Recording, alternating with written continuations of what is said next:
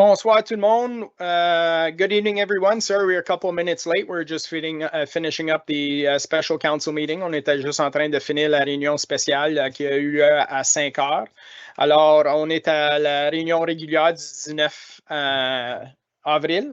So I'll begin with roll call. I'll ask all members of council to please announce themselves. Jamie Lauren here. André Brisson, présent. Mike Tarnowski, présent. Cindy Saucier here. Parfait. Puis notre greffière, Mme Cameron Laflamme? Oui, Monsieur le maire, je suis présent. Parfait, merci beaucoup. Item 2 et 3, la prière puis l'hymne national, on ne le fait pas dans le monde virtuel. Item 4, additions, deletions, or amendments. Do we have any additions, deletions, or amendments, members of council? No. With that, Mme Cameron Laflamme, il n'y a pas d'autres changements? Je pense pas. OK. No, Mr. Mayor. OK. On va éliter item 5, adoption de l'ordre du jour, adoption of the agenda. Item 5, motion d'adopter l'ordre du jour tel que présenté. Need a mover and a seconder, please. Moved by conseiller Tarnowski, seconded by conseiller Lorrain. Call for the vote. All those in favor? Jamie, yes. André, oui. Mike, yes. Cindy Saucier, yes. Parfait. It is carried. Merci beaucoup. Item 6, déclaration d'intérêt pécuniaire. Oui, moi j'en ai pour 11A. Mon rapport a déjà été envoyé à Joanne. C'est à cause que à l'item A, la propriété m'appartient. OK, c'est parfait. Merci beaucoup, conseiller Brisson. OK, c'est noté. Item 7, adoption of the minutes, regular council minutes of April 4th, 2022. Motion to approve the following minutes as presented. I need a mover and a seconder, please. Moved by Councillor Saucier, seconded by Conseiller Lorrain. Questions on the minutes? Seeing, hearing none, I'll call for the vote. All those in favor? Jamie, yes. André, oui. Mike Tarnowski, oui. Cindy Saucier, yes. Merci beaucoup. Item 8, présentation, puis 9, délégation, il n'y en a pas. Item 10, point par consentement. Motion que tous les documents énumérés sous les points de consentement soient reçus tels que présentés. Item A, request for the community grants from the Parks and Recreation Department 2022 budget. Item B, minutes of the Environmental Advisory Committee from February 2nd, 2022. And item C, pay list of March 2022. Questions, comments, members of council? If not, we will call for the vote. We'll call for the vote. All those in favor? Jamie, yes. André, oui. Tarnowski, yes. Cindy Saucier, yes. Merci beaucoup. That is. Mr. Mayor? Oui. Sorry, I missed the mover seconder. Excuse-moi, c'est peut-être moi qui étais un petit peu trop vite. Proposeur puis un appuyeur, s'il vous plaît. Mover and a seconder, conseiller Lorrain and Councillor Tarnowski. Thank you. Rendu à section 11, rapport des départements et comités du conseil. Item 11A, zoning bylaw amendment report PD 09-2022. Application submitted by André Brisson for the land located at 1076 St. Pierre Road in Embrun.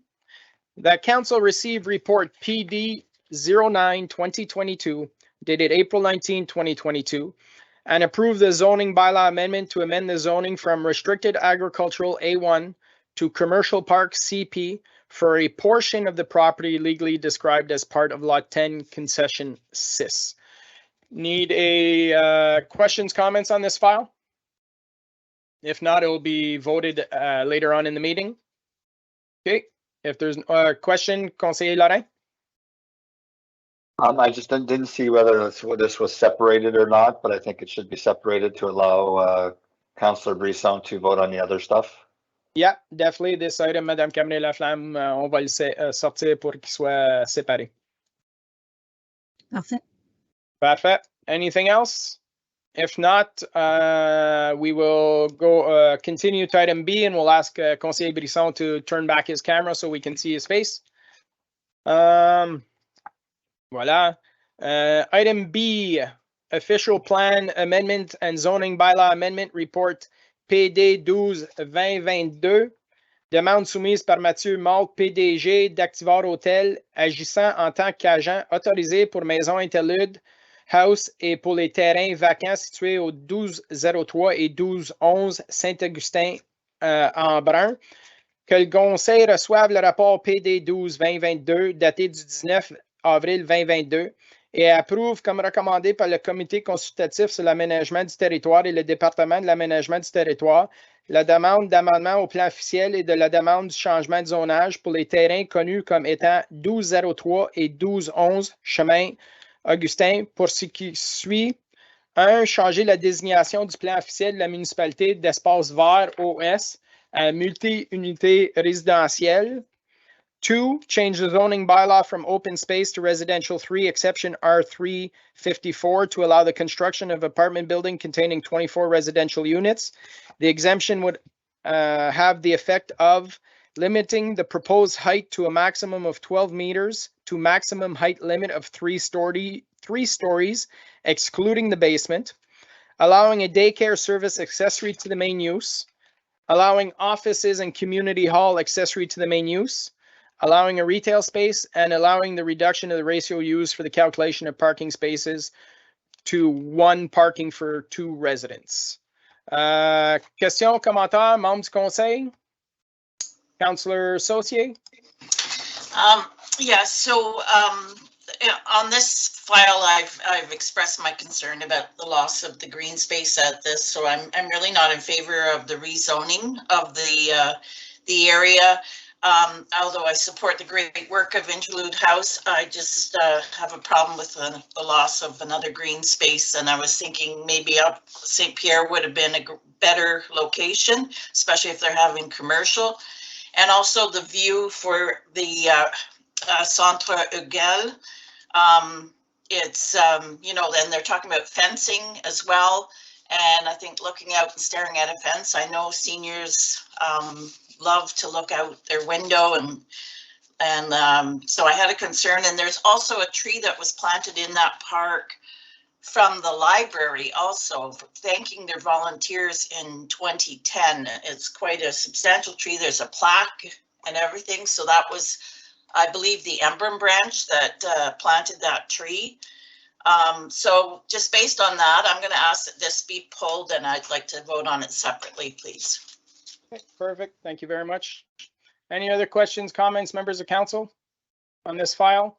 Councillor Tarnowski, Conseiller Lorrain.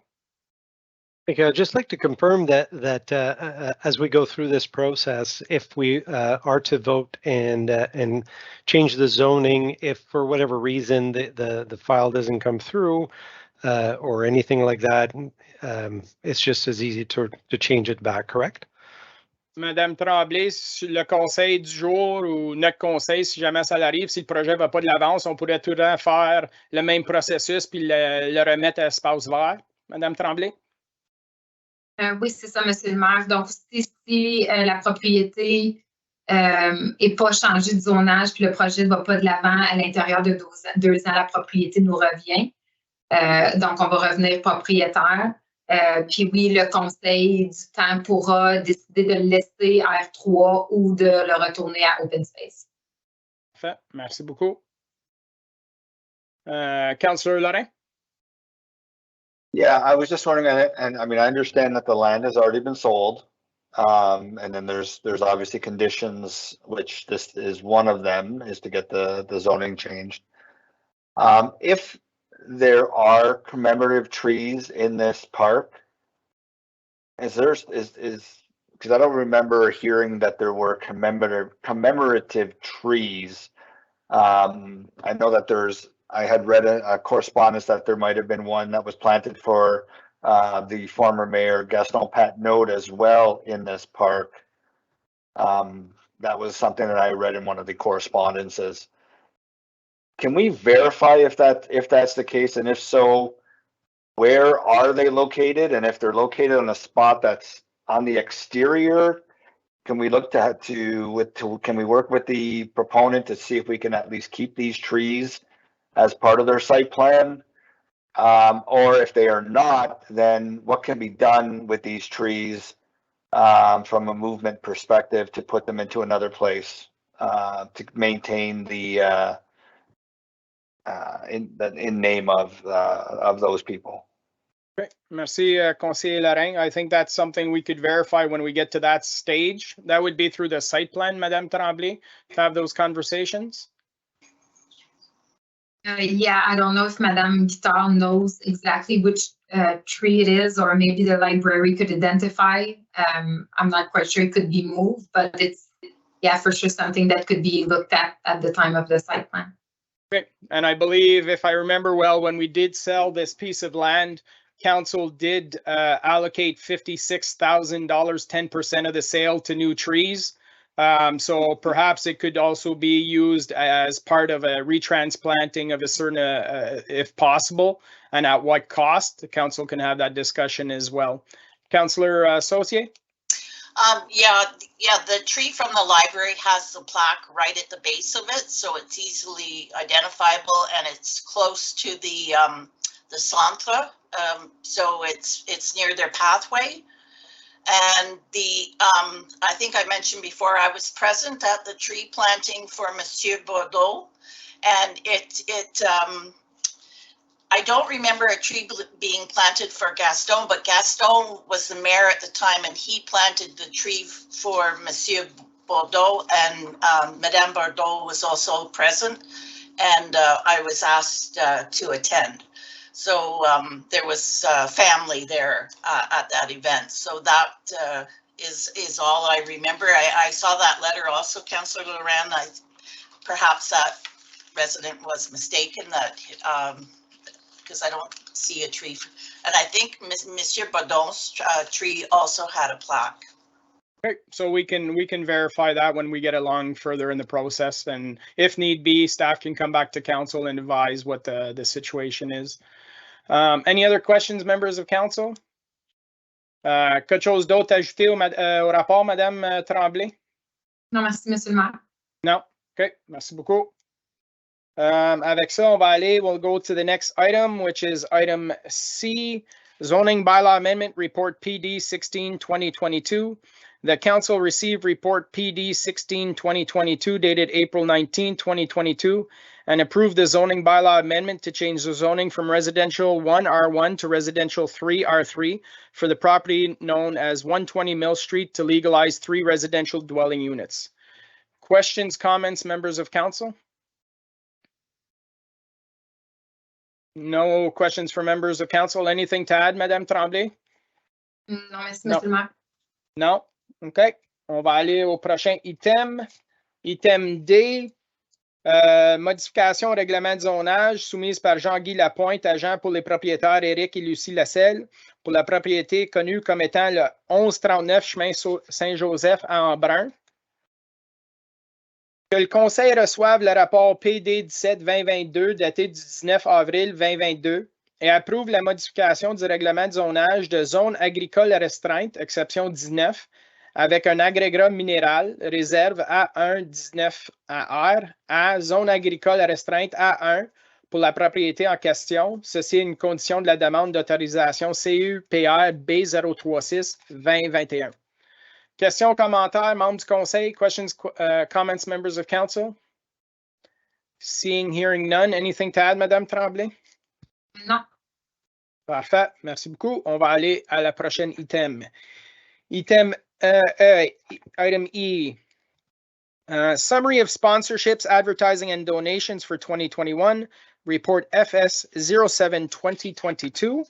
The council received report FS 07-2022 dated April 19, 2022 for information purposes. Questions, comments, members of council?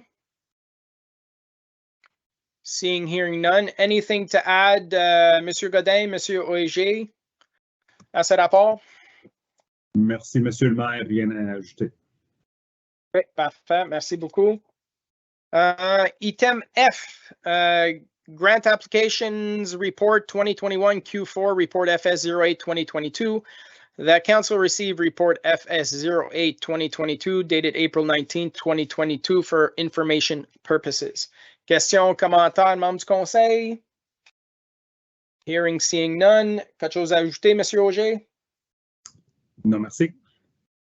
Parfait. On va aller au prochain item. Item G. Sommaire des dépenses allouées pour soumission au-delà de 25 000 rapport FS 09-2022. Que le Conseil reçoive le rapport FS 09-2022 daté du 19 avril 2022 à titre d'information. Questions, commentaires, membres du Conseil? Aucune question. Monsieur Auger, quelque chose à ajouter?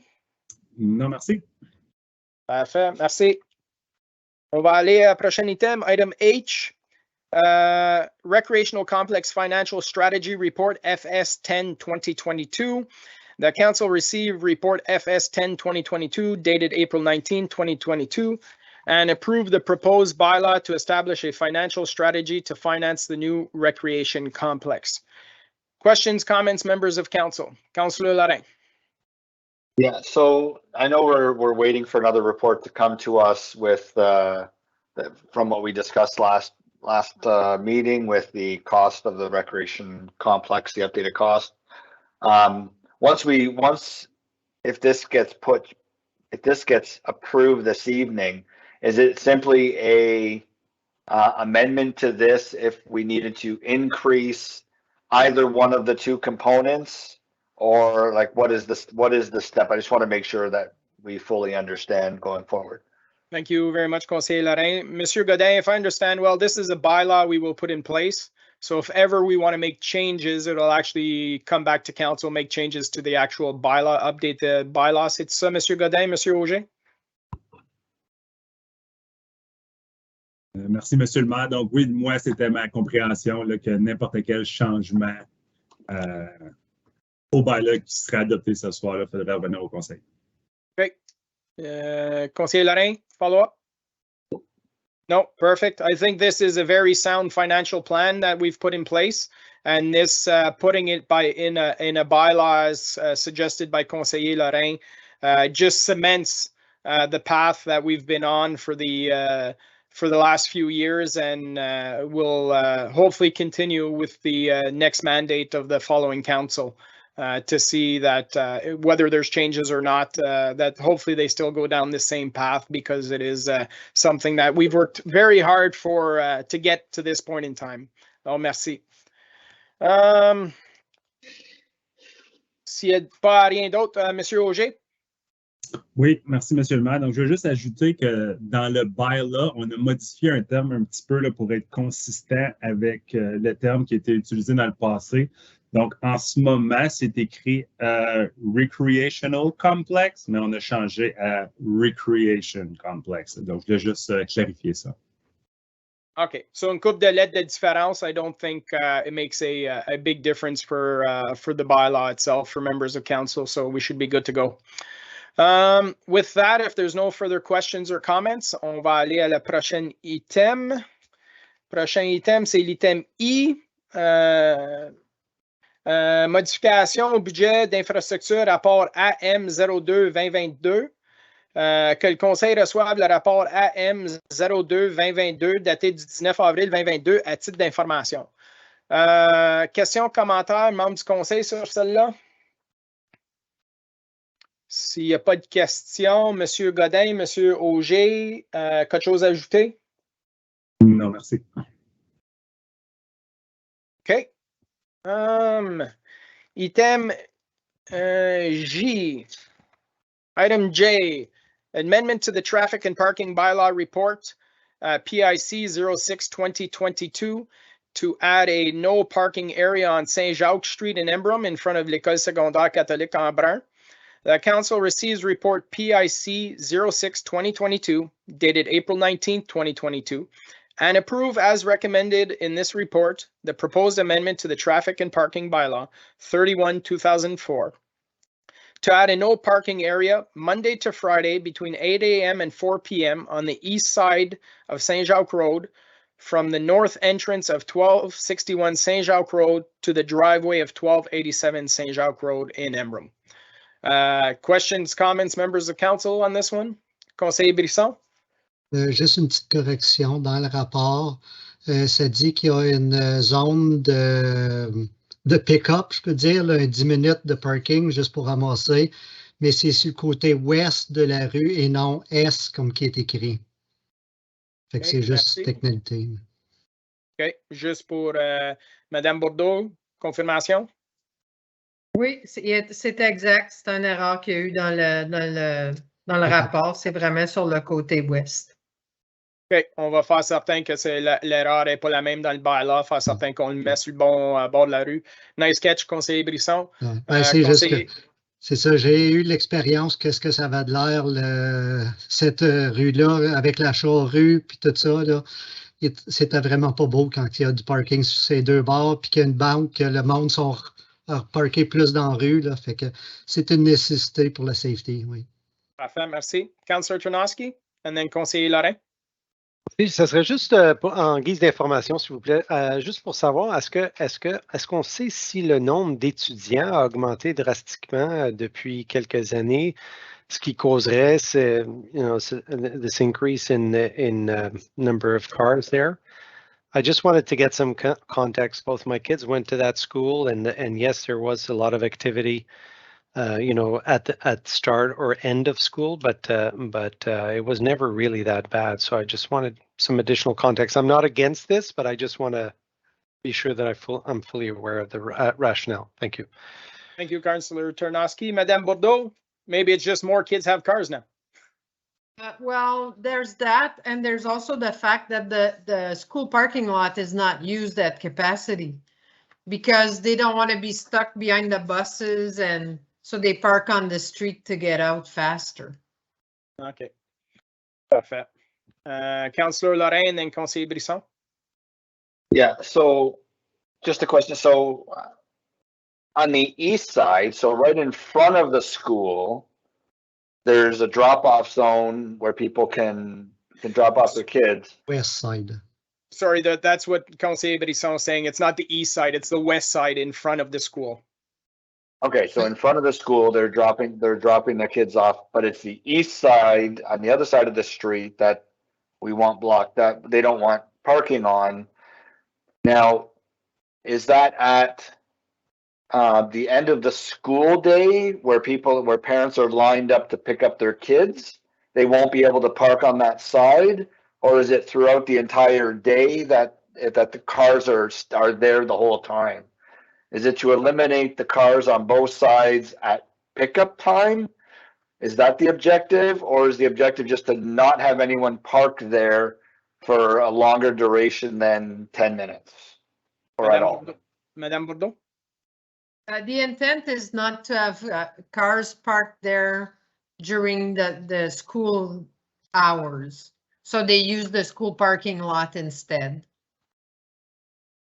So this is really for the students who are choosing to park on the street as opposed to park in the school. Essentiellement. Yes. But what about parents picking up their kids after school? Is it a no stopping zone as well? Is that what you're asking for? Or is it a no parking being defined by a set period of time? Madame Bourdeau? Parking and stopping is the same in the bylaw. And this means that they're not allowed to stay there for extended periods of time. So, because what happens is they park there during the day, and then the parents pick up and drop off in the 10-minute area. So then we have people on both sides of the road. But so I pick up my daughter every day from school, so I know exactly where we're talking, and I just want to make sure that I understand correctly. Because I know and I do see kids come out and they actually get into the driver's seat and they go away. So which means they've been parked there all day. If that's the objective, then I understand it. But what about the parents picking up their kids? Can they stop there for 5 or 10 minutes and wait for the school to release and get in? Or is that eliminated as well under what we are proposing here? It's eliminated on the east side. It's eliminated on the east side. So it's any parking, any stopping, anything at all. Because what happens is you have the buses also trying to come out, and people are trying to come out of the school yard, and then they can't because there's cars parked across the street. You're on mute, conseiller Lorrain. I just wanted to make sure for clarification, because I know I'll get asked about it. So just want to make sure I completely understand that whole process. Perfect. Conseiller Brisson and Councillor Tarnowski. Oui, parce que le problème est définitivement le pire le soir, parce que le matin, tu n'as pas besoin d'attendre pour ton enfant, fait que tu peux juste le dropper, fait qu'il n'y a pas de congestion aussi pire. Parce que je dirais que la proportion, c'est tout de bien 2 chars sur 10 que c'est des étudiants, comme pour le soir. Fait que là, il va falloir que les parents, il y en a bien qui aillent se parker dans le parking de l'école en dedans, en attendant, comme en arrière des autobus. Parce que juste sur un côté pick-up, il n'y en aura pas assez de place. Ça, c'est définitif. Là. OK. Merci. Councillor Tarnowski? Sur cette direction-là, de conseiller Brisson, pourquoi qu'on ne ferait pas un 10 minutes sur les deux barres? Je ne comprends pas pourquoi que ça aurait un impact sur les autobus. Je pense qu'au niveau du service pour les parents, d'être obligé d'aller au stationnement, après ça, d'attendre derrière les autobus, je trouve que c'est vraiment like it's like adding rules and regulations for no reason whatsoever. I mean, if we're, I'm talking about the 10 minutes, not for students stopping and parking there all afternoon, but for the 10 minutes. I don't know why we wouldn't have it on both sides. Madame Bordeaux? Je peux revoir la demande, puis parler avec la direction de l'école. Je sais qu'on avait essayé de communiquer avec la direction de l'école, mais on n'avait pas eu de communication avec eux. Donc, on peut essayer d'établir un plan plus spécifique, là, mais je sais qu'on a beaucoup de problèmes, puis on a beaucoup de plaintes à cet endroit, justement, parce que le chemin à l'occasion, qu'est-ce qui arrive, c'est que les gens stationnent le bord de la rue, puis là, après ça, tu as du monde qui arrête pour embarquer sur le même côté. On va dire qu'il y a des gens qui sont stationnés sur le côté est, puis là, après ça, tu as des parents qui arrêtent pour ramasser les enfants. Fait que là, tu as deux véhicules de large, puis là, tu as l'autre côté qui c'est un 10 minutes. Fait que là, ça devient quasiment un sens unique. Puis on a beaucoup de camions, là, puis on a beaucoup de circulation. Donc, c'est là que ça devient un problème. Councillor Saucier and conseiller Brisson. Merci. Yeah, and I believe that's the case at the other high schools. There's no parking on both sides of the street. I'm thinking Russell High and St. Thomas. You can't park there on the street on either one. There's cross guards at Russell High trying to cross kids. So, I'm okay with this. I think if it's a safety issue, then we should ensure, because, it's safety of the kids too. So, or the young people, I should say. Thank you. Thank you. Conseiller Brisson and conseiller Lorrain. Oui, c'est surtout mentionné que le problème, c'est en hiver. Parce qu'en été, vu que le monde peut se stationner comme à côté sur le trottoir, ça fait que ça dégage plus de place. Mais définitivement, en hiver, quand il y a une banque de neige, le monde embarque dedans, mais ils ne sont pas stationnés aussi proches, tout ça. Fait que c'est définitivement que, je l'ai vu plus qu'à une reprise, que ça devient un sens unique. Mais en hiver, parce que là, t'es retassé, puis là, il y en a une coupe de parking un peu plus croche. Fait que je sais que ça cause des problèmes, puis des fois des frustrations. Là. Mais c'est rien que c'est mal arrangé un peu parce qu'il n'y a pas de stationnement en avant de l'école secondaire comparé aux autres exemples à Russell avec des écoles neuves qu'ils ont un stationnement en avant que les parents peuvent attendre en avant leur enfant, qu'en brun, il ne l'a pas. Qu'il faudrait que tu descendes en arrière pour les attendre. So Mr. Mayor, if I can suggest, maybe we can do like a 10-minute on both sides. So this way parents will be able to pick up, but for the rest of the time, it will be no parking, so people don't park there at any other time. So it'll be a 10-minute pickup for the time of the start of the school and the end of the school, but at other times there will be no parking. Okay. So, avec ça, Madame Bourdeau, si le conseil est d'accord avec ça, on va we'll take the item out, Madame Caméré-Laflamme, and we'll probably make a motion to defer this and come back at the next council meeting with an updated report and bylaw, Madame Bourdeau? Yes. Okay. Everybody okay with that? Well, we'll separate it and then we'll have that conversation. Ben, on peut juste avoir un amendement, si on veut le passer ce soir. Ouais, mais on parle de réécrire le bylaw Ok, au complet. c'est bon. So, item K, construction traffic on Junction Street, report ISPW 11-2022. That council receives report ISPW 11-22, dated April 19, 2022, and select option 3. Questions, comments, members of council? So we have the report. Councillor Larrain? I just asked this one be removed so that I can make an amendment Okay. or a different recommendation. Okay. We'll have a further questions and discussion on this topic when we separate it. On va aller à la prochaine item. Item L, étude structurelle du centre communautaire Camille Piché, rapport LIB 02-2022. Que le conseil reçoive le rapport LIB 02-2022 daté du 13 avril 2022 et adopte une des deux options proposées par LRL Associates Limited dans le rapport d'évaluation de la structure existante afin de l'utiliser comme une bibliothèque datée du 12 avril 2022. Madame Isabelle Caméré, j'espère que tu nous dis que tu vas éparpiller tes livres. Bonjour, Monsieur le maire. Bonsoir, membres du conseil. Donc, oui, je vous propose de prendre l'option 1. Donc, j'ai discuté avec mon équipe, puis avec France, puis il n'y a vraiment pas de problème pour nous d'espacer nos étagères qui vont être dans la zone 2. On a aussi la zone 1 qui va être assez portante. On peut aussi mettre plusieurs étagères sur le mur. Puis, en ce moment, nos étagères dans la section des adultes, qui est la section où il y a le plus de grosses étagères, nos sections sont espacées de 3,5 pieds. Donc, les mettre à 4,5 pieds, vraiment, il n'y a pas de problème. Puis, en plus, c'est avantageux pour les personnes qui sont en fauteuil roulant ou des choses comme ça. On s'est déjà fait dire que nos étagères sont peut-être pas assez larges. Donc, pour moi, je ne vois pas de problème de faire l'option 1. On va travailler avec les architectes, faire sûr que le plan est fait conforme au règlement. Parfait. Merci beaucoup. Questions, commentaires, membres du conseil? Conseiller Brisson?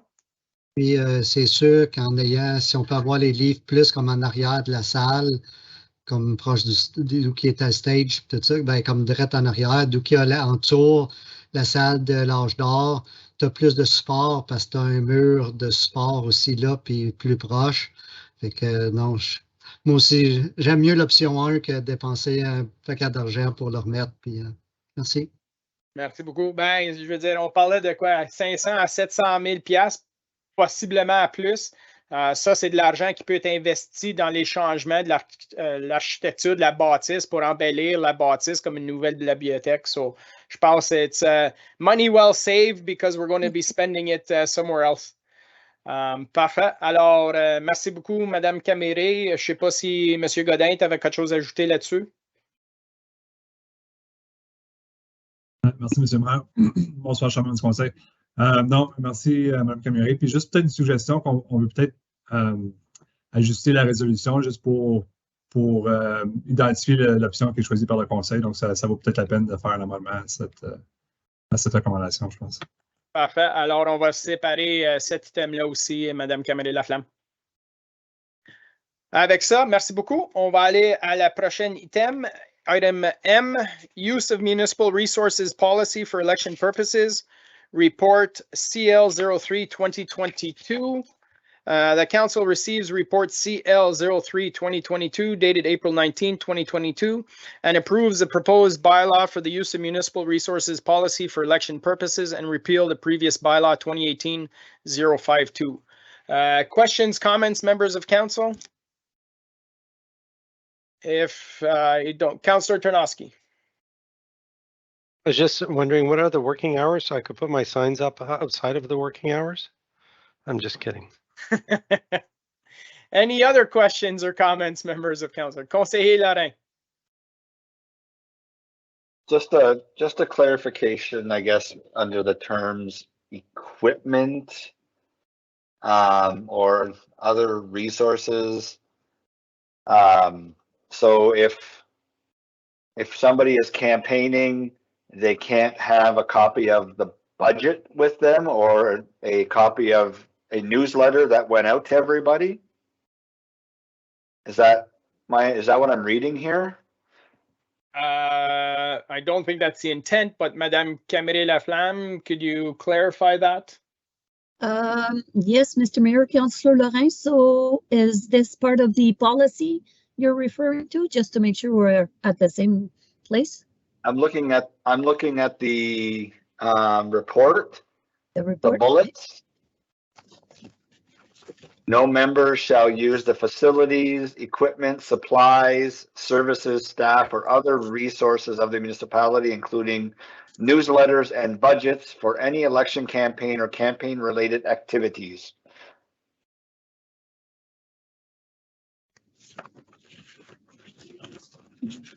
I believe this is also in the policy. I'm just double checking. Yeah, that's where it is, right at the beginning in the purpose of the policy itself. So that's what was there in the past, and this wasn't changed. So just to confirm, a candidate, any candidate, whether they're a member of council or not, or I guess they would be for members of council that are No, Yeah, member of this is councils that are going for renewal, like for another, like me as an example, if I'm running again, I can't use a budget, a public document when I'm walking around campaigning. maybe we just need to clarify. I think it's more clarification where you're using, for example, township resources to print up a bunch of budgets and handing those out, whereas a candidate wouldn't have the same resources of using that printer, for example. Right? So maybe we do need to clarify this a little bit better. And if it's if that's the case, then maybe we should each take individual notes of this. We should defer this to the next one, go through with a fine-tooth comb and suggest changes at that point in time. Mr. Mayor, just to say that the deadline is the end of April to pass this bylaw if we want to amend it. Otherwise, it will remain the same. Okay, so then let's take bullet points then and go one by one. Councillor Tarnowski, you want to add something? Yeah, I was just in line with Councillor Lorrain's thoughts. I just think that anything that's public information should be accessible to any person that's campaigning. Obviously, it's public information and residents have access to it. And so I think maybe that's one way of delineating this item. And I understand your point about, I wouldn't use township resources to print stuff, costs, like anything that is incurring costs or human costs, i.e. like manpower. That's not the right term to use, but, HR staffing or anything like that, to produce anything. But other than that, information that's available to all public should be fully accessible to any member or resident. I don't know how we would control that. Well, that's it. So let's take them bullet point by bullet point. We'll spend 5-10 minutes on this and see where we can clear it up. So the first bullet point is no member shall use the facilities, equipment, supplies, services, staff, or other resources of the municipality. Maybe we can just add a line here that is not available to the general public for any election campaign or campaign related activity. Councillor Lorrain, thoughts? Yeah, wouldn't it just make sense to just say you can't use this equipment, including newsletters and budgets, to reproduce these documents for use in your campaign?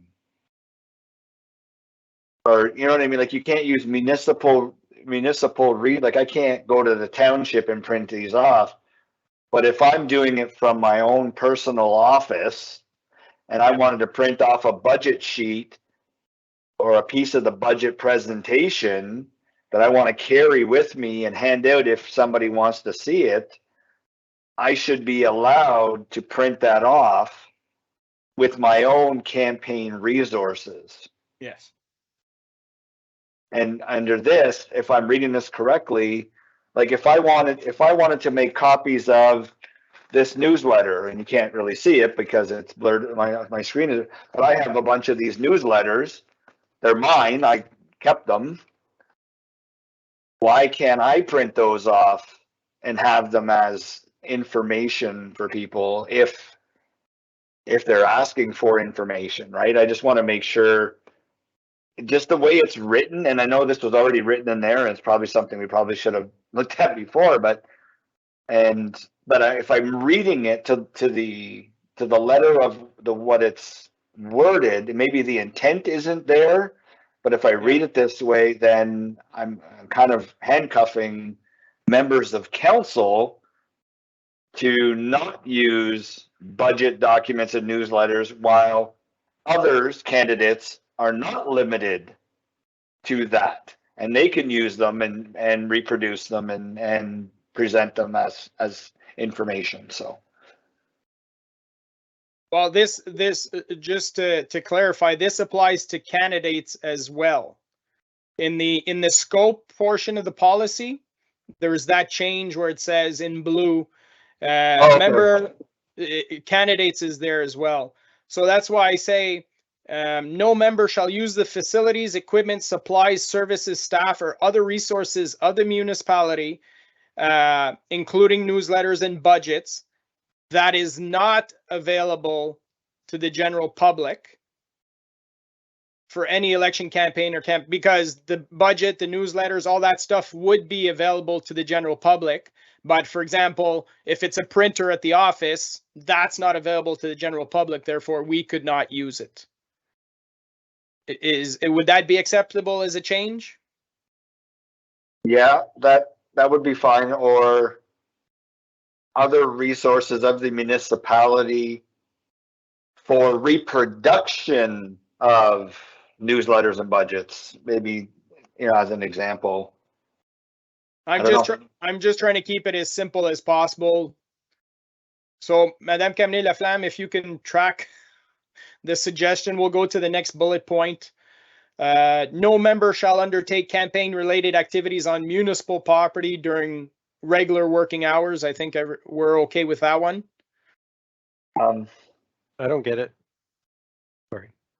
So that's, for example, you want to do a campaign video. You're not going to go shoot it during municipal working hours inside the dome, for example. No candidate would, right? It's trying to limit where. Now, if you want to shoot outside the dome, outside of working hours, that's something completely different, if I understand this policy correctly. Councillor Larin? Yeah, again, I'm gonna go to regular working hours. People have different schedules, especially people that are maybe running for council, where they may work nights, and now they're limited that they don't have access to something during the day. Or what if they rent a room? What if they rent the arena or rent the sports dome or whatever? Are they not allowed to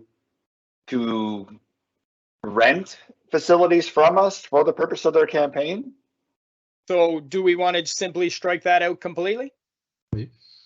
I would think so, only because, if you want to have an event during the day where you're going to attract seniors to your event, as an example, who may be the better time to attract seniors.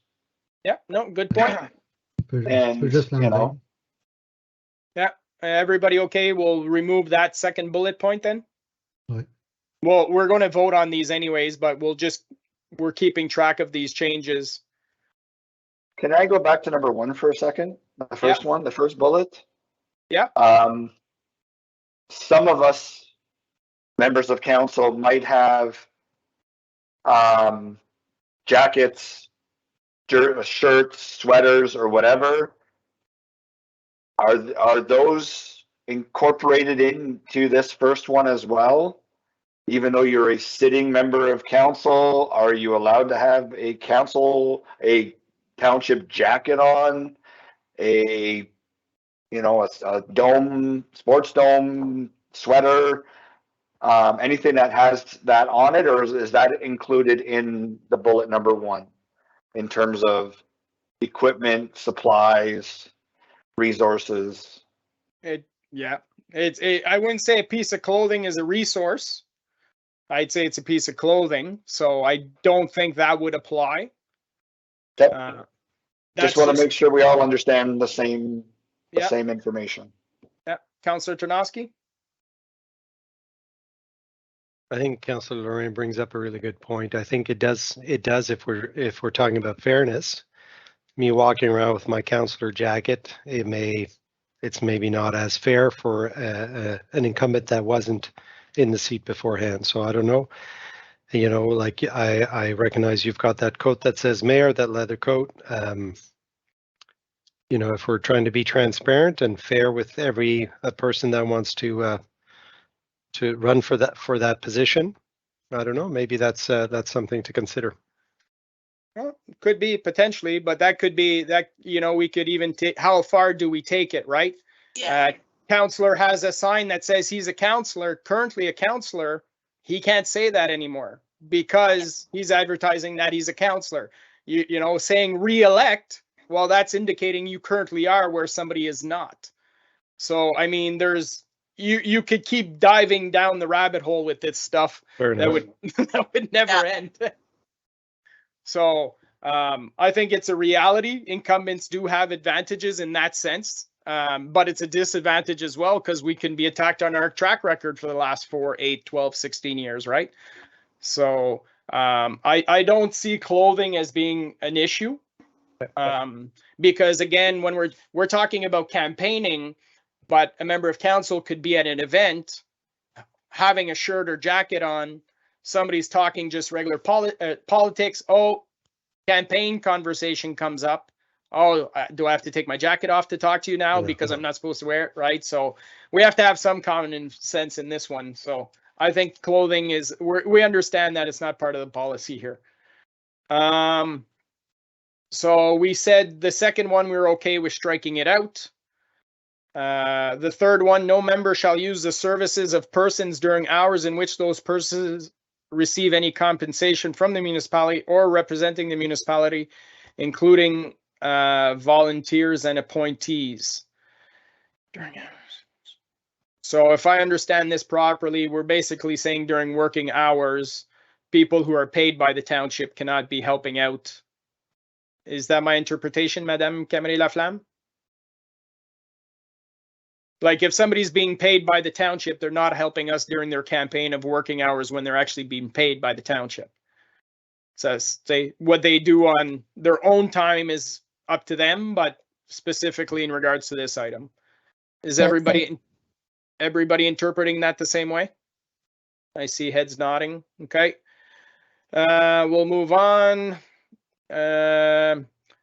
In compliance with the Municipal Elections Act, okay, corporate resources and funding may not be used for any election-related purposes. That we've clarified that clothing is not a resource. Staff may not canvass or actively work in support of a municipal, provincial, or federal candidate or party during normal working hours, unless they are on a leave of absence without pay, lieu time, float day, or vacation leave. I think that's pretty clear.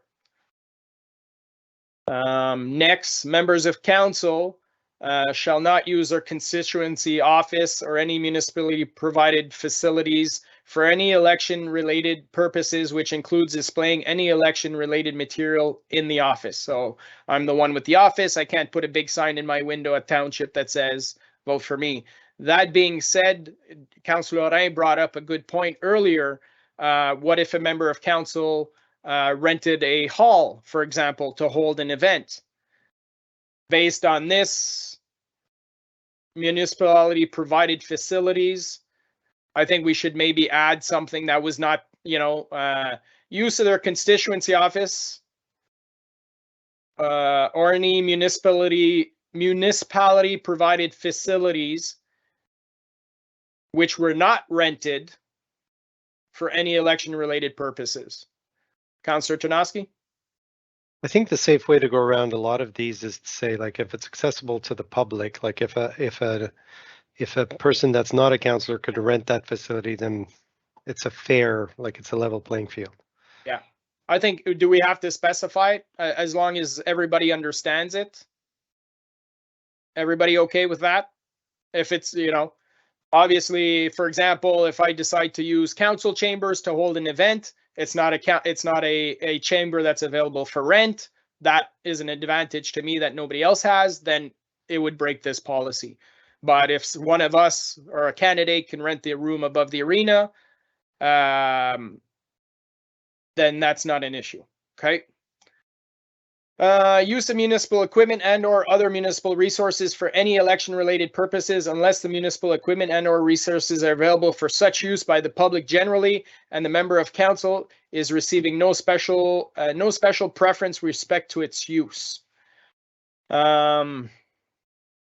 Any clarification on that? We're good? Next one, don't use your voicemail system to record related messages. I think we're safe on that one. Use of a cell phone, computer, laptop, tablet, or iPad, which is municipally provided for the purposes related solely to its campaign purposes. I think this section is being added because we do have devices that are paid for by the township. For example, your cell phone, you have your cell phone on you, which is used for township business. Somebody happens to call you on that cell phone to discuss election items. Are we going to say, no, you can't call me on this phone. You're going to have to call me on this phone. You know, conversations can change quite quickly. I think we all have iPads or laptops supplied by the municipality as well that we use for both business and personal. So do we want to add or clarify anything on this point? I mean, if we went up to the clerk's office and says, hey, I need a laptop for the election, that's breaking this policy. But these devices are ours, and at the end of the term, they're ours. Conseiller Lorrain. So just to clarify here, so if somebody needed to get a hold of a candidate, if I'm running, I'm able to provide my phone number as my point of contact on my official document, and that's okay because it's not strictly for my campaign. It is for all my township business, including my campaign, if somebody calls me for it. Yeah. So that's okay. These, yeah, I would say that obviously email is different. We're not using our township email addresses. Correct. But your cell phone number, which is can be, I would say it's I don't know about you guys. I only have one cell phone and I use it for business and personal. I think most people do it that way. We don't carry two phones around on us at all times. So I think in order to make sure that we're accessible to all residents, we should have that capability of doing so. Now, the question could be raised during the election period. Do we want to remove the payment? Like, do we want to be responsible for paying our own devices and not get the township to reimburse us for that? That's another possibility as well. But again, I think that's sticky. Yeah, I mean, it's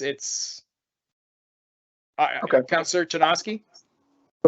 2 points to make. One on this particular one, unless because we're still representing township and we're still responding to residents and so on. So unless township's ready to provide me an additional phone, so I don't use my other phone, that's fine. I don't mind doing that, but that's not going to happen. So I think that's kind of a moot point. I wanted to just confirm something when you did mention email, voicemail, which on the email or voicemail from my phone, if I added a tagline saying, by the way, I'm running again or something, we're saying we can't do that. No, so not on your township email address. If you had a voicemail at the office, I would say no, you can't do that. On your cell phone, personally, I wouldn't say it, I just say you've reached so-and-so and get back to me, and then you can have the conversation with that person. But I think that's a touchy line one. You've reached so and so. I'm out campaigning. I can't talk to you. All right. Okay. Use of township's crest or logo in campaign material. I think that's a no-brainer. I don't think I've seen a candidate use the actual logo. Again, this doesn't apply to clothing. This is talking about marketing materials, signs, that kind of stuff. Print or distribute any material paid by the municipal funds that illustrates a member of council or any other individuals registered and running in any other election will be running for office. That I think is self-explanatory. Municipal websites will not include any election-related campaign material. That's fine. I think we have a election page which will state the candidates, which is standard. That's for everybody. There's no extra bonus for members of council for that one. And then the budgets for members of council for the period January 1st to election day, municipal election shall be restricted to 11th, 12th of the approved annual budget amount with the provision that subsequent to election day, new members of council will be allocated a budget equal to 1/12 budget for the month of December, and re-elected members will have available to them the balance funds remaining for election day. I think that's pretty standard. Councillor Larrey? Yeah, wouldn't we change that to 10/12 only because whoever is re-elected, if re-elected, or whoever's coming in, they are going to be coming in mid-November? Now, yes. You know, it used to be the first meeting in December, but now it's been pushed back 2 weeks. So I would assume that the person would potentially want that 10th month, that 11th second and month. 12th. Yeah. So, Madame Camille Laflamme? Yes, Mr. Mayor, I didn't change that one because it's so close, like it's just a few weeks. So this way, the person that's not coming back is only 1 month, and the one that's coming in, well, will have it when they start. That doesn't change anything for them. So that's why I didn't change that line to simplify and not say 10th and a half of a 12th, like that would be maybe difficult for finances. I don't know. For me, it was easier to leave it that way because it's November 21st, the inauguration and the first meeting. So. Oh, is it the 21st? I thought it was the 15th. Sorry. The 15th is when the term of council begins, but you're not sworn in yet because the next meeting is only November 21st. So if there is an emergency, then you would be, and we would call a special, and you would be sworn in before, but it will be done only on the 21st. Okay, then they're not fine now. Yeah, pennies on the dollar if ever we get to that situation. Okay, and that continues. Enforcement. Should any written complaint arise regarding the use of members' budget or other municipal resources in contravention to the policy, the clerk or his designate shall have the delegated authority to investigate and resolve any issues. If a breach of this policy is found, the member will be required to personally repay any of the costs associated with the breach. And that's it. So this one will be separate, obviously, because we'll have to make amendments to all those that we just mentioned. Anything to add to this one, or we can continue to the next item? OK, s'il n'y a pas rien à ajouter, on va continuer au prochain item. Là, ça va être item N. Councillor Lorrain? Sorry, Mr. Mayor. Can I assume that a candidate is going to receive a copy of this as part of their package if they are now being included in this policy? Madame Camille Laflamme, that would be my understanding as well.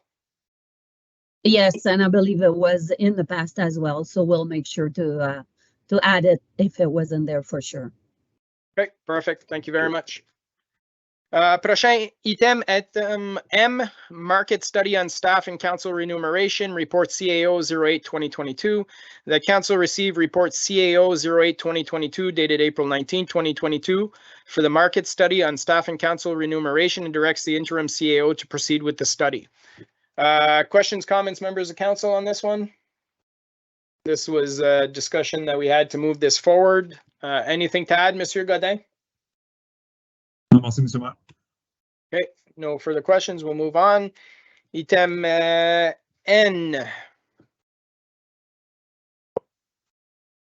Oh. C'est juste the letters are mixed up in French and English. Threw me off. It's market. Item, sorry, in English, item O. Historical plaques in 2022, report CAO 09-2022. The council received report CAO 09-2022 dated April 19, 2022, and approved the addition of the suggested 4 new plaques to the historical plaque program in 2022, recognizing the following historically important locations. Forest Road, which was the main connecting route from the St. Lawrence River to the Ottawa River before 1952, and being the oldest road in the township with parts of the road still in use today. The St. Thérèse d'Avila Church in Marionville, which played a significant role in the founding of the village of Marionville. Laux Cemetery in Russell, which has the graves of Elisha and Elizabeth Laux, 2 of the first settlers in Russell Township. And North Russell Union Cemetery in Russell being the oldest cemetery in the township. Questions, comments, members of council, Councillor Associate. Excuse me, yes, I think there was an error on the date for Forest Road. It was and it was sent in a correction from the Historical Society that it's 1842 for Forest Road, not 1952. Okay, perfect. And we'll make that note. Yeah, and that they had received it, and I always thought that Laux Cemetery was the oldest. So the other ones, we have the dates on that, or? I am not sure. I think they'll clarify that when it's time to put the plaques up, I would hope, Monsieur Godin. Thank you, Mr. Mayor. Yeah, we'll make sure that that information is accurate. Yeah, because I just know that the Laux, you know, like you said, was the first homestead in Russell. So, and their grave is on Luxembourg Lane, and I just always thought that graveyard was the oldest. The headstones appear to be anyway. So if we can get a clarification on that, that'd be great. Perfect. Thank you. Anything else, members of council? If not, we will go on to the next item. Item 12, item 12, reports from an investigator and the ombudsman, we have none. Item 13, notice of motions, we have none. Item 14, question period on meeting of the day. I believe we have a few questions. First question is from Mr. Charles Armstrong, 85 Castlebeau, in regards to item L, 11L. With the option 1, what is the effective service area of the library as compared to the one that meets the full floor loading? I'm not sure who can take that one. Est-ce que Madame Camérier est en cours sur l'appel? Sinon, thoughts, Monsieur Godin? Non, Mme Camérier est plus dans la rencontre. Je pourrais définitivement faire un suivi, and we could provide Mr. Armstrong with a response to this question. Just looking at the question. The affected surface area of the library as compared to the one that meets the full floor loading. So I assume it means comparing options 1 to option 2. If it's the same, yeah. I believe I believe that's the intent, is to know that if we did do the work, we know that we could use the full floor to capacity. We could fill basically the whole place up with books, but we know, correct me if I'm wrong, Councillor Tarnowski or Councillor Associate, it's not the intent of filling the hall with a whole bunch of books. There's a lot of activities that go on. Councillor Tarnowski? Yeah, so I was just going to comment on that, and I think you can probably get a little more detail from Madame Camérier, but the idea of a public library today is about resources, but also about community space and so on. And so the idea of that particular space, we would never have considered filling it up. And I don't think from the quick question that was asked from the library board in terms of their preference, that we feel that we're losing any space because of this option. I think I don't want to speak on behalf of all the board of directors, but I think everyone's very comfortable with that option because it allows us to have a full library that has all these features that are so important outside of just bookshelves. Yeah, and if I remember well, when they were talking about expanding the library and all the things they were adding, books wasn't one of them. in the original reason for 7,500 square feet expansion, there was no addition of books necessarily. Councillor Saucier? Yeah, and in the report, it did talk about the spacing of the shelving and how that would work with the flooring and what have you. So you're right, they'll probably have an open space and they'll just make sure that there's not the same, all the weight bearing in one area and that it's spaced out properly. That was my understanding of the report. Okay, perfect. Thank you very much. Next question, Mr. Armstrong. 11M, what is a member? So in regards to the report, it's specifying, but I think it's more important to look at the policy itself because the policy has been reflected to make those changes. Let me just pull it up on my iPad here.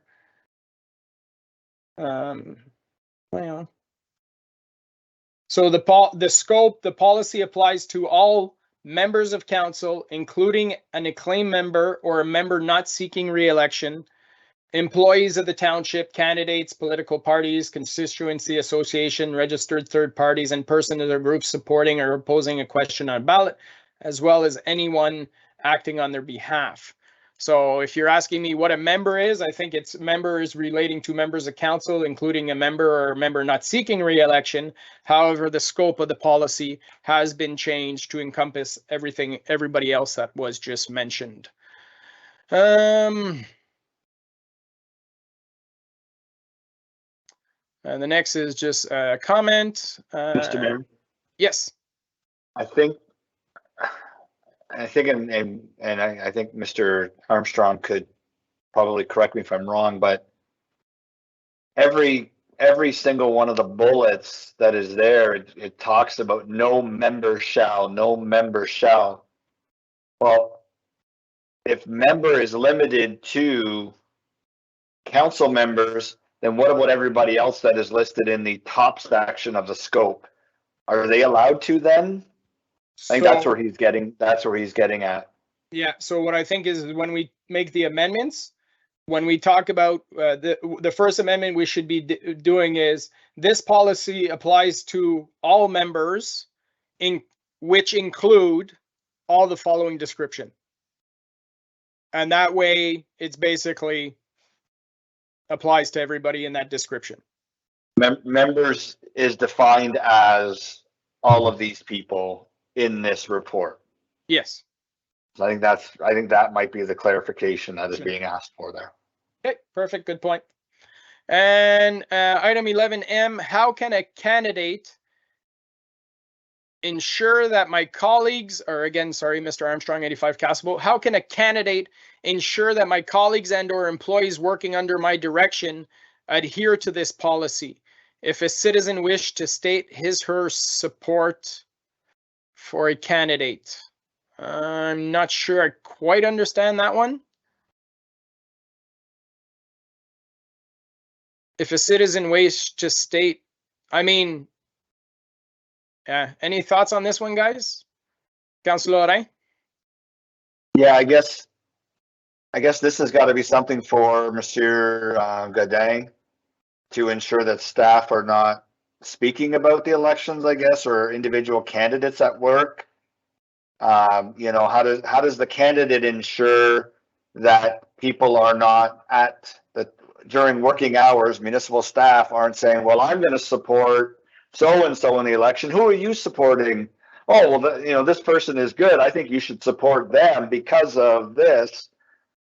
Like, how does the candidate ensure that nobody at the township are talking about the candidate when they may not even know them, right? Yeah, I realistically, I'm not sure how you would police that one, to be honest. During working during working hours, I can understand if your staff talking at the office, that kind of stuff. I think it's one of those things where people have to police themselves. Now, that being said, you know, as citizens, if it's past working hours, they have a right to voice their opinion just like anybody else. So I think it's kind of been one of those unwritten rules, Monsieur Godin, that in the past that staff aren't to take political sides just from a practical perspective, because staff don't know who the future council will be, and that could be future bosses, right? Right. So as far as in regards to ensuring, I'm not sure how you can ensure that. How does a police officer ensure that nobody is speeding on this street? The only way to do that is 24 hours a day monitoring, and I don't think that's happening. So I'm not sure exactly how you can police that.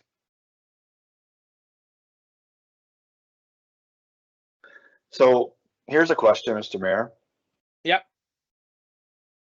So the last page, which looks like a signature page, an acknowledgement of policy,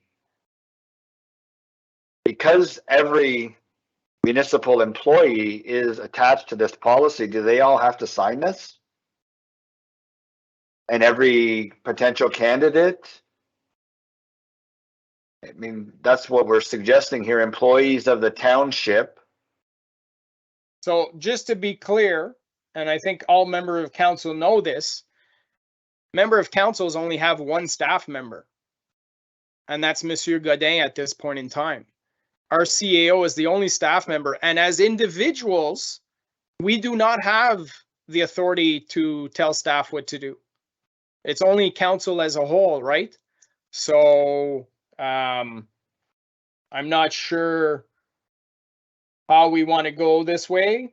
I further understand that any violation outlined policy may lead to the imposition of disciplinary measures, including termination of employment and or such measures deemed necessary. Again, this policy seems to apply to candidates and employees alike. I agree, Councillor Lorrain.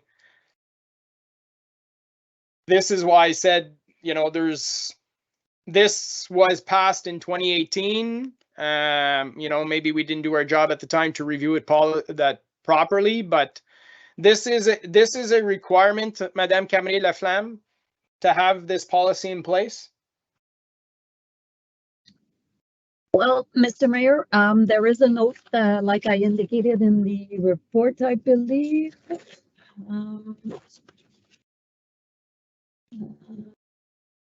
Yeah, so the on page 4 of the report at the top, it says that the section 88-18 of the Municipal Act says before May 1st in the year of a regular election, municipalities and local boards shall establish rules and procedures with respect to the use of municipal or board resources, as the case may be, during the election campaign period.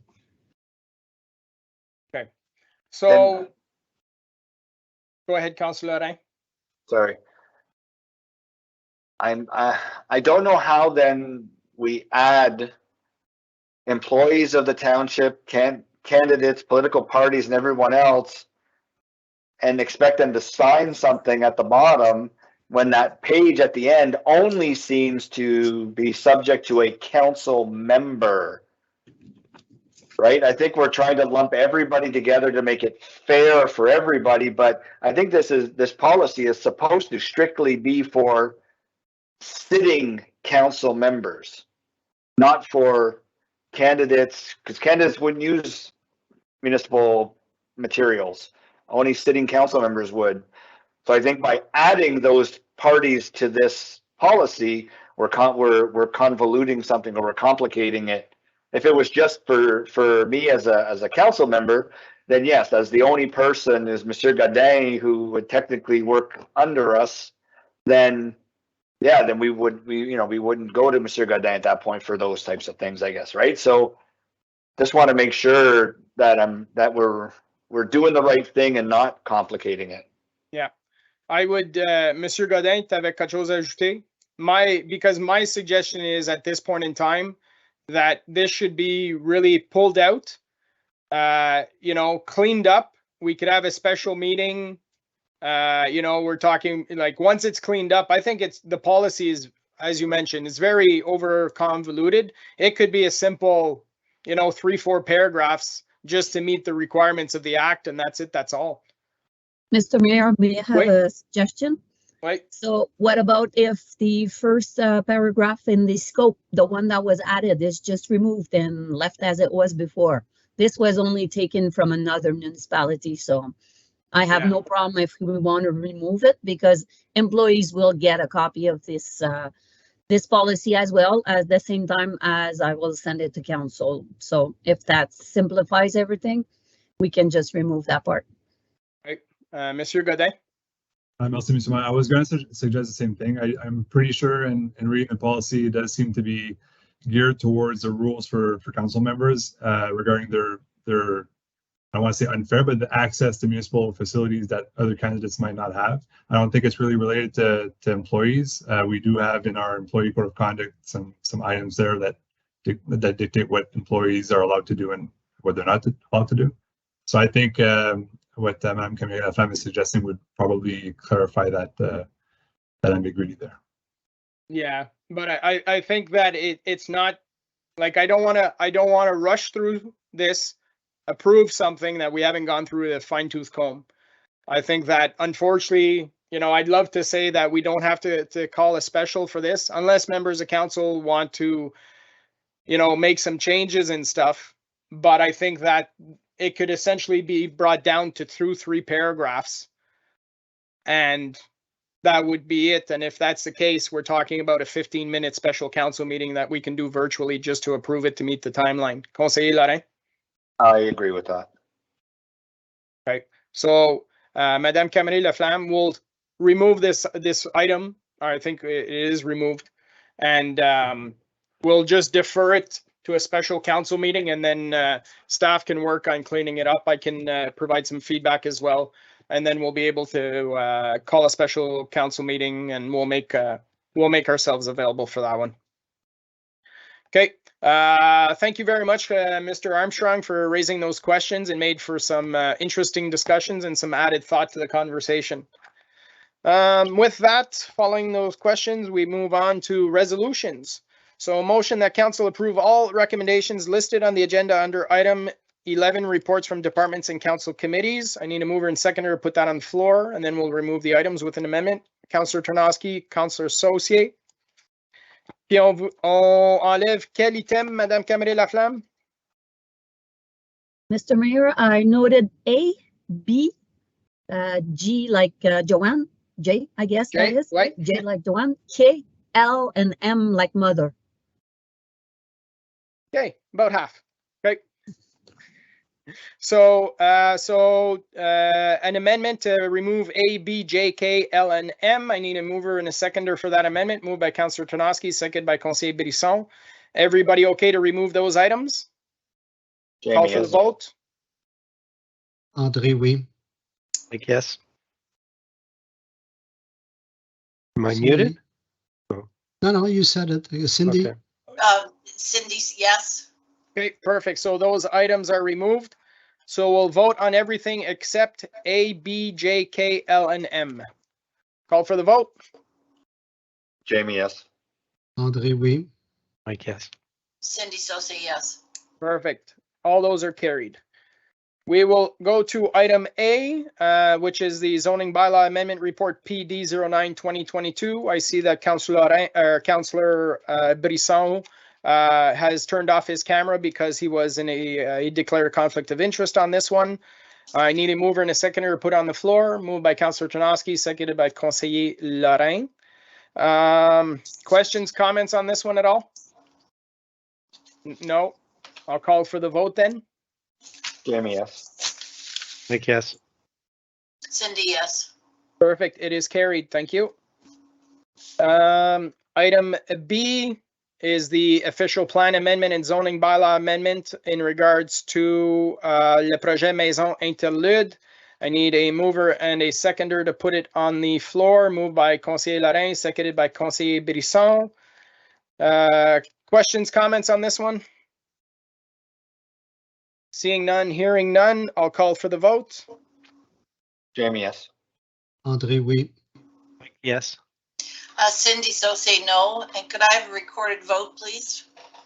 You may. Thank you. So I'll call for the vote again. Oh, sorry. Jamie, yes. André, oui. Mike, yes. Cindy, so say no. And myself, yes. Thank you. Next item is item J, which was the traffic and parking bylaw in front of the high school. So I need a mover and a seconder to put on the floor. Moved by Councillor Tarnowski, seconded by Conseiller Brisson.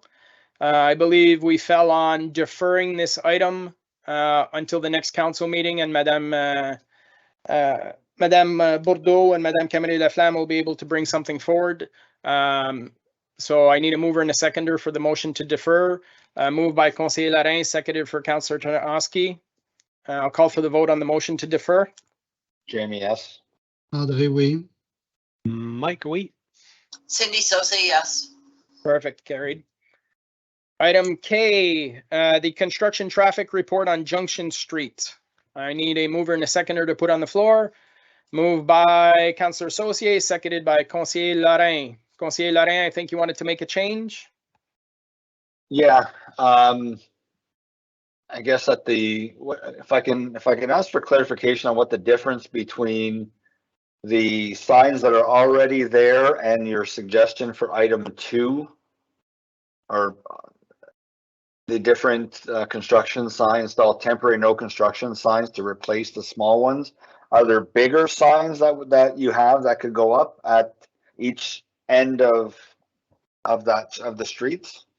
Monsieur Bourgon? Monsieur Mayor, so yes, so currently there's a small orange sign that was put there by the developer.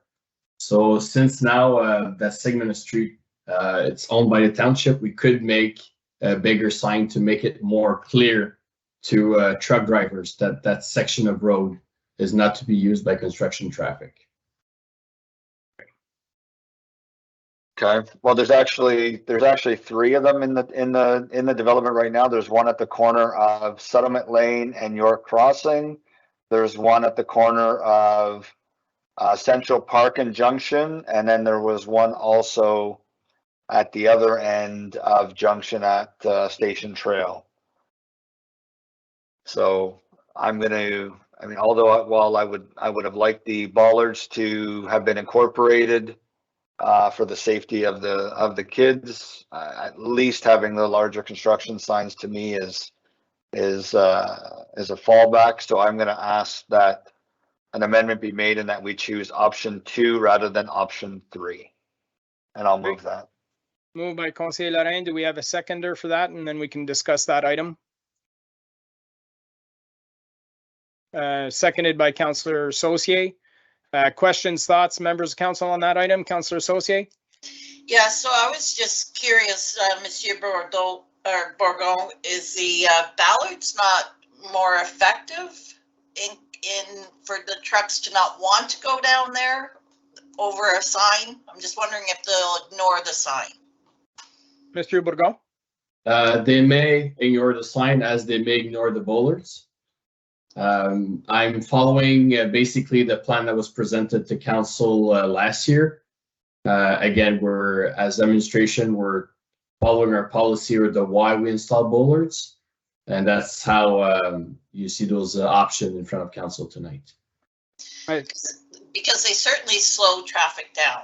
There's no doubt about it. I mean, I've witnessed that on Edie Road, and as soon as the people see those, they sort of go to a crawl through them. It's like they don't want to hurt their vehicle. So if a big truck's going down there, wouldn't he have a hard time? And especially if there's oncoming traffic. And I'm just, I want us to make the best choice here. That's all. I think in this instance, it's really concerning the construction traffic. Right. Yeah. Because if there was no construction traffic, this street would not require bollards, right? And if we set a precedent by putting bollards at this point in time, then every street will say we want bollards even when they're not required. Okay. So I think that's where Monsieur Bourgon's going with the option 2. Try that and see how it goes. Hopefully that. So we have Conseiller Larin that seconded that or moved the motion for the larger signage. Councillor Saucier seconded it. Any further questions on that? If not, I'll call for the vote on the amendment. Or Councillor Lorrain? If it were to pass, how long would it take to get signs and to have them put out? Mr. Bourgon? Mr. Ma, depending on how our supplier how fast they can produce the sign, probably around 2 weeks. Okay, thank you. Perfect. Probably quicker than the bollards at this point in time. Mr. Bourgon? I would say so. I would say so, yes. Okay. So a mover and a seconder for the amendment. I'll call for the vote. All those in favor? Yes. Oh, sorry. Jamie, yes. André, non. Mike, yes. Cindy Saucier, yes. Okay, so the amendment is carried. So to vote on it as amended, I'll call for the vote unless there's anything else to add. No, I'll call for the vote. Jamie, yes. André, non. Mike, yes. Cindy Saucier, yes. Perfect. It is approved with the other with the amendment.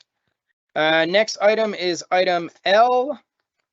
Structural analysis of the Camille Piché Community Center report LIB 02-2022. Need a mover and a seconder to put it on the floor. Moved by Councillor Tarnowski, seconded by Councillor Saucier. This was to make an amendment to specify that we were choosing option 1, which was the no immediate financial implication option. So I need a mover and a seconder for that amendment. Moved by Councillor Tarnowski, seconded by Conseiller Brisson, that council chooses option 1. Right. Councillor Tarnowski? Mr. Mayor, I apologize. Just a quick question. Is there any way that we can add in there that that was also the recommendation by Isabelle?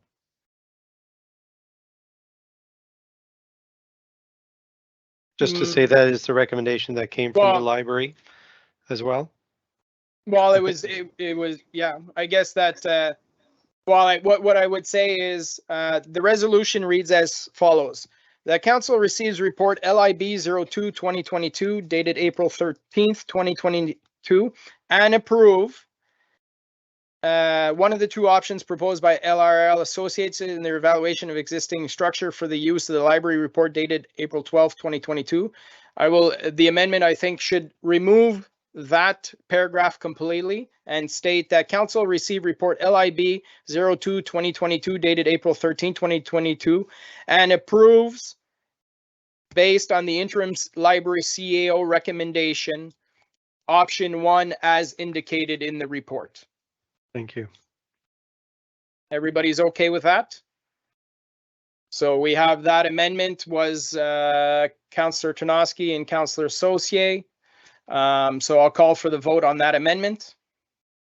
Jamie, yes. André, oui. Mike, oui. Cindy Saucier, yes. Okay. And any further questions, discussions on this? Councillor Saucier? Yeah, I just wanted to question, should we also have included that the board also voted in that for that option? No? The board hasn't voted that. I thought they did. No, we had email exchanges, but there was no official meeting till Thursday. Okay. Perfect. That could be a recommendation from the library board supporting this decision. Just a suggestion. Okay, so it's amended, so I'll call for the vote as amended. Jamie, yes. André, oui. Mike, oui. Cindy Saucier, yes. Okay.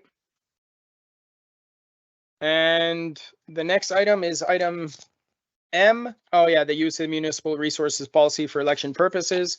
Need a mover and a seconder to put it on the floor. Moved by Councillor Tarnowski, seconded by Conseiller Lorrain. I think it was a motion to defer. I think we mentioned a special council meeting. So how about a motion to defer to a special council meeting which will take place before May 1st, 2022. Motion moved by Conseiller Lorrain. Yep. Seconded by Councillor Tarnowski. Questions on the amendment? Councillor Saucier? Yeah, I'm just questioning, there's only next week left. Yep. So should we decide on a date this evening or not? We can, but I think Madame Camille Laflamme will just send an email out, or the clerk's office will send an email out with a few suggestions. Again, we're going to talk, it's going to be, I think, a nice simple policy. We're talking maybe a 10-15 minute meeting. So, okay. Yeah, it's just one night I can't, so I just wanted to make sure. Yeah, no worries. You know what? It might be a daytime lunch thing as well. We'll see how everybody's schedule is. Preferably not, but we'll make it. We'll try and do it as early, as quick as possible.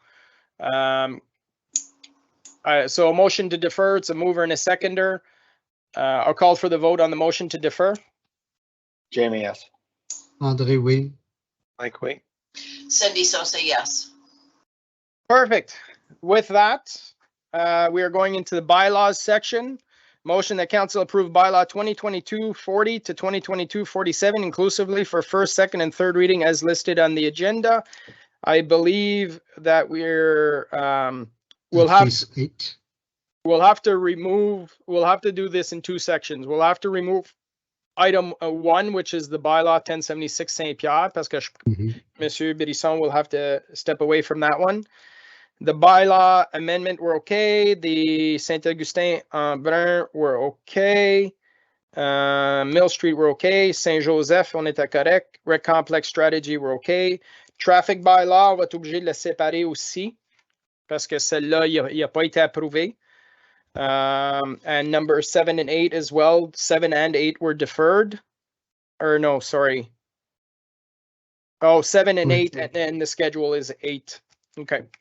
So let's put them all on the floor, then we'll make an amendment to separate those items. So mover and a seconder to put them all on the floor. Moved by Councillor Tarnowski, seconded by Conseiller Lorrain. So I need an amendment to vote on one separately and to remove 7 and 8 completely. So moved by Councillor Tarnowski, seconded by Conseiller Lorrain. All in favor of those? Jamie, yes. André, oui. Mike, yes. Cindy Sosa, yes. Okay, so now we will vote on 2, 3, 4, 5, and 6. I'll call for the vote. Jamie, yes. André, oui. Mike, yes. Oh, excuse me, I just realized the official plan bylaw that was the one I voted against, right? St. Augustine? Okay, did you just want to vote against it now? No, well, I voted against it before, but I can't vote all in favor of that one because it's Be retrieved.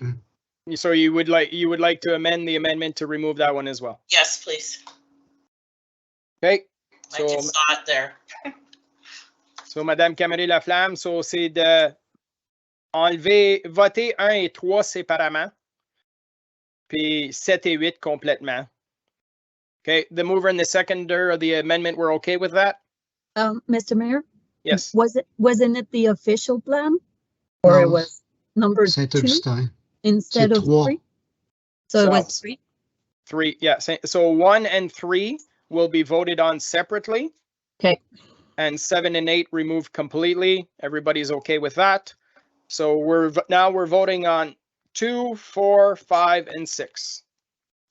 I'll call for the vote. Jamie, yes. André, oui. Mike, yes. Cindy Sosa, yes. Perfect. With that, we will go to item 1, which is the 1076 Saint-Pierre. So I need a mover and a seconder to put on the table. Moved by Councillor Tarnowski, seconded by Conseiller Lorrain. I'll call for the vote on this one. Jamie, yes. Mike, yes. Cindy Sosa, yes. Okay, carried. Item 3, which was 1203, 1211 Saint-Augustin in Embrun. I need a mover and a seconder to put on the floor. Moved by Councillor Lorrain, seconded by Councillor Tarnowski. I'll call for the vote. Jamie, yes. André, oui. Mike, yes. Cindy Sosa, no. Okay, that is carried. We'll move on to the next item, which is 17 new business reports. We have none. 18 other business by council members. We have none. Public consultations at 19. We have none. 20 announcements. Anything to announce? Conseiller Lorrain? Mr. Mayor, it's not an announcement, but it's just a quick clarification of something that was said during the resolutions. And I just wanted to make sure that it's understood properly. So while we said that the library board has not voted on the options from the structural review, the library board has approved the review of the facility as a future home of the library. That has been done in the past, yes. Right. So I just wanted to be clear because I don't want somebody to confuse the fact that the library board hasn't voted on something yet about it. So I just wanted to clarify that while the board has approved the review of the option to have the Camille Pichet Community Center be the new home of the library, they have not voted on, or they have not reviewed and voted on the option 1 or option 2 that council just voted on. On the structural study, that's correct. That's right. Okay, just wanted to be clear, just from the wording that was said, kind of confused me on there, so I just want to make sure no one else was confused. Okay, Councillor Tarnowski, you wanted to add to that? Yeah, just to add to that, Mr. Mayor, I just want to reconfirm that not only did the library vote unanimously in favor of that, but so did the Parks and Rec Committee, although that they're two different, they were both unanimous in support of that. Thank you. Perfect. Thank you very much. Sorry, Councillor Associate, I believe you had an announcement? Or did you put your hand up? Yep, I did. It's just to remind everybody that April 22nd is Earth Day, and there is a cleanup. Well, I've seen a lot of people out there following our suggestion. I've seen people already with bags and walking the street and picking up garbage. So they're adopting a section of roadway. Somebody was doing George Street the other day, but there is a cleanup at the Castleman Conservation Area Park on Earth Day at 4 o'clock. So people can go and help clean up the park if they'd like to celebrate Earth Day. Thank you And very that was much. established in 1970 and is still going. So thank you. Thank you. Conseiller Brisson? Oui, c'est juste pour informer le monde comme quoi que le comité de citoyens de Limoges a été dissous à la dernière réunion. Manque de personnes qui voulaient reprendre la relève pour l'exécutif. Ça fait que juste que vous soyez au courant. So, il n'y a plus de comité de citoyens Limoges à ce point-ci. C'est ça. Okay, la corporation même a été gardée, s'il y en a d'autres qui veulent le reprendre plus tard, mais que comme c'est là, faute de personnes qui veulent s'impliquer, ils ont été obligés de dissoudre le comité. L'argent qu'ils ont dans le compte va être presque tout envoyé au comité de pompiers volontaires de Limoges. Okay, parfait. Merci beaucoup. C'est de valeur, mais qu'est-ce que tu veux, c'est quand il n'y a pas de participation, c'est difficile à continuer les choses. Okay, with that, we'll move on to the next item, which is the closed session. Motion to move into closed session at the meeting hour of 7:40 p.m. to address matters pertaining to 239 Municipal Act 2001, SO 2001, Chapter 25, consider matters relating to 1. Update on the potential disposition of land in Embrum, verbal report under Section 2C, a proposed or pending acquisition or disposition of land by the municipality or local board, and Section 2K, a position plan, procedure, criteria, or instruction to be applied to any negotiations carried on or to be carried on by or on behalf of the municipality or local board. Item 2, update on employee contract negotiations, report CS05 2022 under Section 2B, personal matters, and Section 2D, labor relations, and Section 3, or Item 3, update on the chief administrative officer recruitment process, Section 2B and 2D as well, and as well, Item 4, closed session minutes, a regular council meeting dated April 4th, 2022. Need a mover and a seconder, please. Moved by Councillor Tarnowski, seconded by Conseiller Brisson. Call for the vote to go into closed session. Jeremy, yes. André, oui. Cindy Sosa, yes. Perfect. We are now going into closed session. We'll leave this meeting, but we will be back to report out a closed session once we're finished there. Thank you very much, everyone.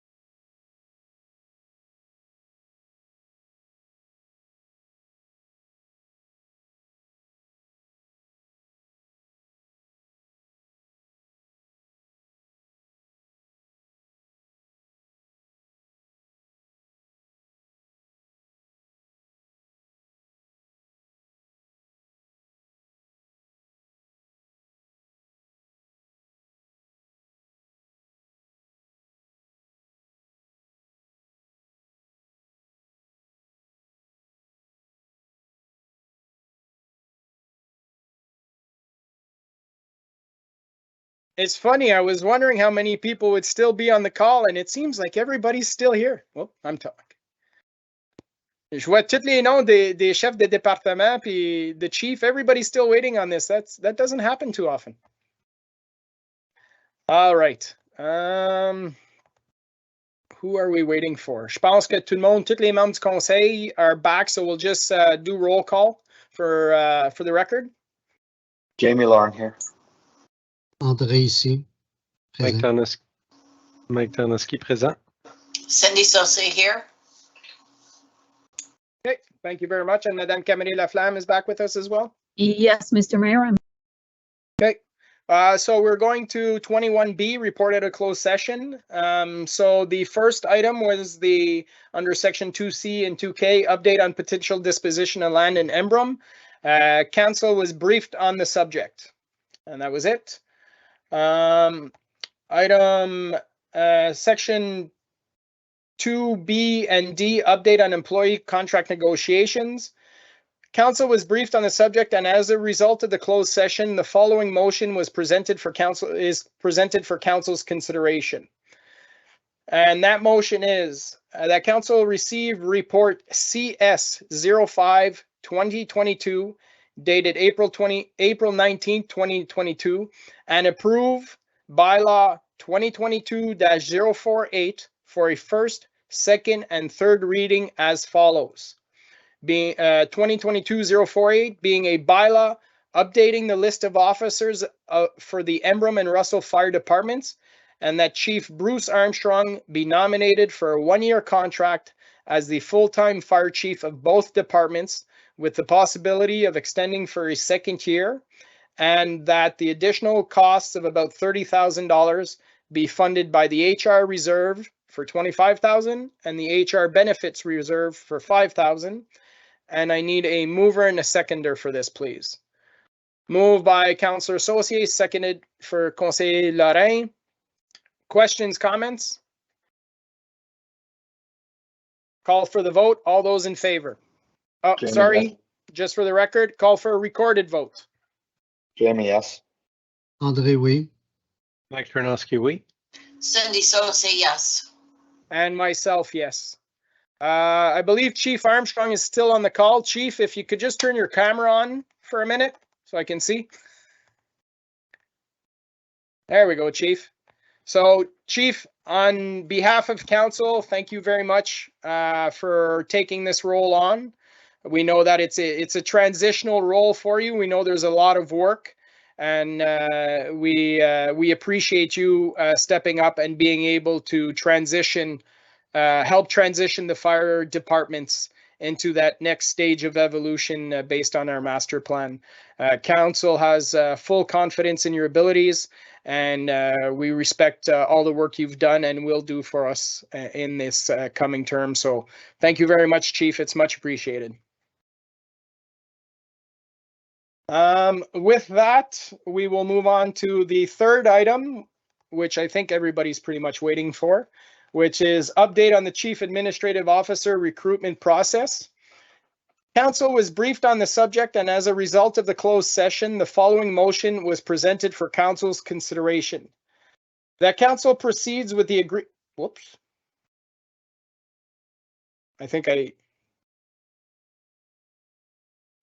Sorry, Madame Camille Laflamme, I don't think, il y a une ligne là que je pense pas ça fait partie. It's a purchase of land. C'est pas celle-là. Yeah, Là. so the first part it doesn't, so you start with just motion that council approve. Okay, my apologies, everyone. Just wanted to make you wait just a few seconds extra. Motion that council approve bylaw 2022-049 for first, second, and third reading as follows. 2022-049 being a bylaw to appoint Dan Fonan as Chief Administrative Officer for the Corporation of the Township of Russell, effective April 25th, 2022, and appoint Dan Fonan as Second Deputy Clerk, effective April 25th, 2022, in the case that neither the clerk nor the present Deputy Clerk are available to do the clerk's duties. And that bylaw number 2021-144, being a bylaw to appoint Richard Godin as Interim Chief Administrative Officer and Second Deputy Clerk previously approved on December 20th, 2021 be and the same is hereby repealed effective April 25th, 2022. And 4, that bylaw 2021-145 being a bylaw to appoint Patrick Auger as interim director of finance treasurer previously approved on December 20th, 2021 be and the same is hereby repealed effective May 2nd, 2022. And 5, authorize the mayor to sign this agreement. I need a mover and a seconder to put on the floor. Moved by Conseiller Lorrain, seconded by Councillor Tarnowski. Questions, comments, members of council? Hearing none, I will ask for a recorded vote, please. Jamie, yes. André, oui. Tarnowski, yes. Cindy Sauce, yes. Thank you very much, and myself, of course, yes. If Dan is watching, welcome to the team, Dan. We are looking forward to, everyone's looking forward to meeting your acquaintance and helping us continue our journey in this incredible time in Russell Township's history. So for Monsieur Godin and Monsieur Auger, I would like to take this opportunity to thank you for stepping up to the plate, filling in during this transition time. It is very much appreciated by members of council and staff. I believe you guys served with distinction, as you always have in the past. I think it was a learning experience for you both, and I'm glad to say that you guys did amazing, and I appreciate all the hard work and discussions that we've had over the last few months. So merci beaucoup. With that, would you like to say any words, Monsieur Godin, Monsieur Auger? Anything to add? Merci, Monsieur le maire. Ouais, je vais y aller. Je voudrais juste remercier les membres du conseil là, pour la confiance que vous avez eue envers moi. Ça a été une super bonne expérience. Une première expérience pour moi à faire ça, là, donc j'ai beaucoup appris et j'ai beaucoup apprécié. Puis, je voulais aussi remercier tous les autres chefs de département que j'ai travaillé avec. Ils ont toujours été là pour me supporter, pour m'aider. Chaque fois que j'avais des questions, qu'on travaillait ensemble, je sentais que j'avais leur support qui était là pour m'aider. Donc, j'ai beaucoup apprécié. Donc, je voulais le souligner. Merci. Monsieur Godin? Oui, merci, M. le maire. Donc, je vous dis la même chose que Patrick. Mais merci à Patrick, premièrement, d'avoir posé l'effort pour les finances, puis à tout le groupe, autant le conseil que les directeurs et staff pour tout le support. C'est vraiment une bonne expérience. Okay, thank you very much. Clarification for everybody who's watching, and I'm sure are trying to find the LinkedIn account for our new CAO. His last name is spelled F-A-U, or I lost it here, F-A-U-G-H-N-A-N. So that's Dan Fonin. So we look forward to working with Dan and moving forward. With that, we will go to the confirming bylaw. That bylaw 2022-050, Mr. Mayor. 050 being a bylaw to confirm the proceedings of the council of the corporation of the township of Russell at its regular council meeting held on April 19, 2022. Be read a first, second, and third time and passed. Need a mover and a seconder, please. Moved by Conseiller Lorrain, seconded by Conseiller Brisson. All in favor? Jamie, yes. André, oui. Mike, oui. Cindy Sauce, yes. And our next regular public meeting of council will be held on Monday, May 2nd, 2022, but we will need to hold a special meeting as discussed this evening for that one file in the next week, and we'll be in touch to schedule that and then advise the public accordingly once that is done. So we are adjourned at 8:10 p.m. Thank you very much. Oh, Mr. Mayor? yes, what did I miss? No, nothing, just to confirm that we're going in person for the next meeting of May 2nd. Yes. Again, thank you very much, everyone, for doing this virtually. Unfortunately, I did test positive, which kind of threw everything this evening. And I'm much better, but I didn't want to take a chance that I wouldn't be able to attend this meeting. So everybody's okay for in person the next meeting? Awesome. We're good in person, Madame Cameron-Laflamme. Thank you. Thank you very much. Have a great night, everybody, and we'll chat soon. Merci, bonsoir. Merci. Bye. Oui.